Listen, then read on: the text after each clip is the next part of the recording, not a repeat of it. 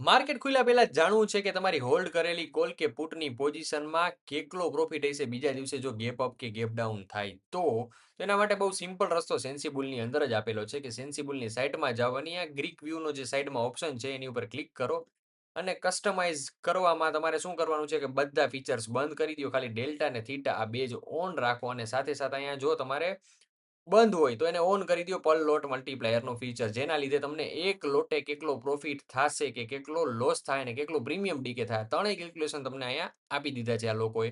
હવે આપણે એક ઉદાહરણ લઈએ કે ભાઈ નિફ્ટી છે 23,767 રૂપિયાએ, ત્યારે તમને કેટલું પ્રીમિયમ લાગે છે એટ ધ મનીમાં? તો કે ભાઈ 870 રૂપિયા કોલમાં અને 870 રૂપિયા પુટમાં.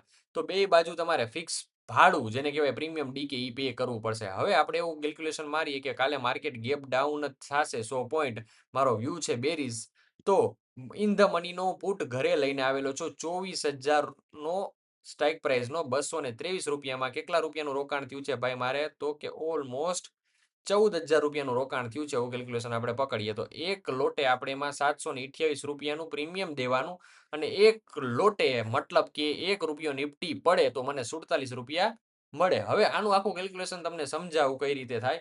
તો કે ભાઈ કેલ્ક્યુલેટરમાં ખોલો 47 મતલબ કે ડેલ્ટા. હવે 100 પોઈન્ટ માર્કેટ ગેપ ડાઉન થવાનું છે તો ગુણ્યા 100 કરી નાખો એટલે કેટલું થયું કે ભાઈ 4700 રૂપિયાનો આપણો પ્રોફિટ થયો, એમાંથી 728 બાદ કરવાના પ્રીમિયમ ડીકેના, એટલે 3,972 રૂપિયાનો તમારે પ્રોફિટ થયો હશે. હવે તમે લોકો કોલ માટે લોસ થાય એનું કેલ્ક્યુલેશન કોમેન્ટમાં કરીને મને જણાવો.